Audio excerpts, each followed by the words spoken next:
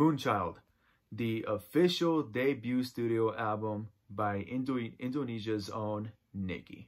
88 Rising is filled with nothing but unique and talented artists who are slowly and surely taking over the world and are constantly gifting the music industry with something new and magical. And although there are many great artists from the whole 88 Rising crew, including Joji, August A, the Higher Brothers, and my personal favorite, Rich Brian, there is one specific artist from the whole 88 Rising roster that I've been personally looking forward to for a solo project, a solo full-length project for a very long time now. And that one person is none other than NIKI. NIKI is a very mysterious artist. She is super unique. She is not like most R&B artists. She has her own a uniqueness to her that make her super memorable and super great and enjoyable to hear. And she really has been impressing me with a lot of the projects that has dropped during her years of being with 88 Rising, including the Sefer EP, her first official EP, that was, filled with a lot of great and mysterious, R&B songs that would make us excited for what's next for her. And of course, the more recent EP, Wanna Take This Downtown, is a fairly short EP, only 4 tracks, but it's still super memorable, but it still kind of makes you want more because, those past 2 projects were a bit short and, you just would wish that, she would just come through with a full-length project soon. Honestly, the first time I think I ever heard any NIKI related song was actually on Rich Brian's album, Amen, his official debut studio album. She was up on that album on a track entitled Little Prince, I believe. And I was just in awe of just hearing her fucking voice in the chorus. She made that song so fucking memorable. That one is actually my favorite track throughout the whole album. And it's not only because of Rich Brian's, great bars at the time, but because of NIKI's voice.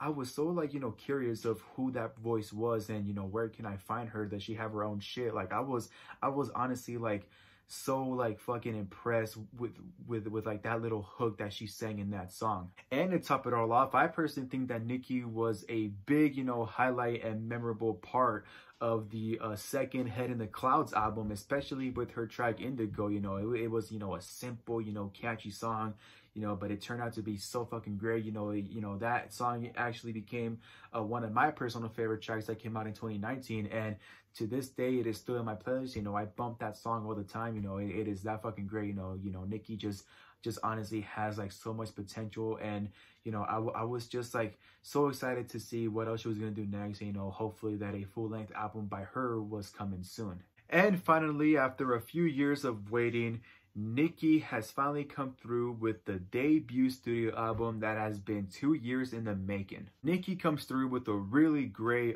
coming-of-age narrative as she pretty much uses 3 different phases of the moon as a metaphor for her own personal growth and evolution. The first phase consists of 4 songs that are pure fucking optimistic. NIKI pretty much gives us a soulful introduction to this project before we go into the more darker side of the project, and before she pretty much self-destructs, which is pretty fucking intense in my opinion. NIKI's vocals are actually really fucking impressive as usual. She has the fucking voice of an angel in my opinion.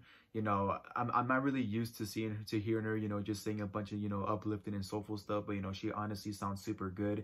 And I really love how just the first phase, makes you feel like you're about to enter a fucking epic journey or just an epic fucking fairy tale, in my opinion. The first phase is pretty much NIKI's leap into the unknown, especially with the song Switchable. She pretty much just leaps into taking new risks and, just pretty much finally truly dives into her full potential to see what she can work with and to see what sort of magical adventure and magical narrative that she can bring not only to the music industry but to her first official debut studio album under the 88 Rising roster.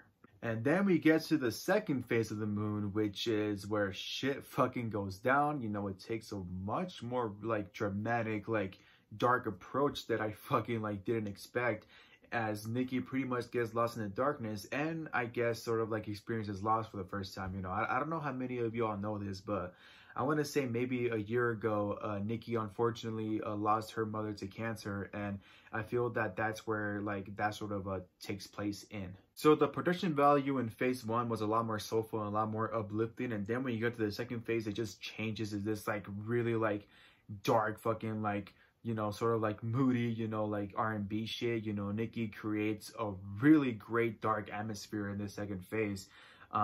In my opinion, you know, she kind of like does give off a bit of a Billie Eilish vibe. You know, she has more of like a dark tone, you know, a much more like sad, like moody tone. But besides the Billie Eilish vibes, in my opinion, she also like sort of she sort of like gives off an EXO vibe, if that makes sense. You know, I know that the EXO crew like do a bunch of like dark shit, you know, specifically Black Atlas, and you know, kind of like what The Weeknd did back in the day, you know, like his old shit, you know, that's sort of like the sort of vibe I get throughout the whole second phase. Now, there are a lot of tracks on this album where NIKI does get super fucking vulnerable. In fact, I don't think there is at any point in this album where she is not vulnerable. You know, she is honestly like super open about a lot of shit in this album. But specifically in this second phase has probably my favorite track throughout the whole album, and that's the track Lose. Lose was such a fucking relatable track. You know, I just had to ask myself, you know, like, who the fuck hurt you, NIKI? Like, that shit was like so fucking sad. You know, like it just, you know, consisted of just like a really like sad, you know, sunny piano, you know, kind of like what you hear in the movies in a sad moment. You know, that's kind of what that song, you know, feels like to me. You know, it was just super sad and dark, you know, super relatable. You know, I just found myself just, you know, like just really like connecting with that song in general. You know, it was something like super personal to me, and I'm so glad that she did that. You know, she really does know how to hit you hard in the field sometimes, but I feel that she did it a lot more better and executed a lot more well in this album. And then we get to the third and final phase of the album, which is where everything comes in full circle as NIKI finally finds resolution and peace within herself, and you know, like sort of comes to term and accepts the fact that, you know, everything happens for a reason, everybody's here for a reason, and well, you know, now it's just up to us to realize and, you know, find out and pursue what that reason is. The production value at this point becomes a lot more glossy and catchy, you know, kind of like that glossy, you know, pop that we hear a lot, only I would think that NIKI did it a lot more better. And this is where her vocals become a lot more soothing and a lot more like sort of relaxing and enjoyable to hear. The track that stands out the most to me in this phase is probably the track If There's Nothing Left. You know, that one is more of like a hopeful, you know, tone, you know, almost like a prayer, you know, almost like, you know, NIKI giving us, you know, one final like take home message, you know, to sort of just like, you know, like her coming to realization that, you know, shit sucks right now, but, you know, it does get better in the end, and then, you know, it just kind of like, you know, it all depends on how you go from it. You know, I think the perfect way to sort of like, you know, describe this final phase is that we can't change the past. You know, the past is always going to be there. It's always gonna, you know, bite us in the ass at some point. You know, it is something that is always going to be a part of us no matter what. And, you know, the past is the past. It is there. You know, it happened, you know, whatever.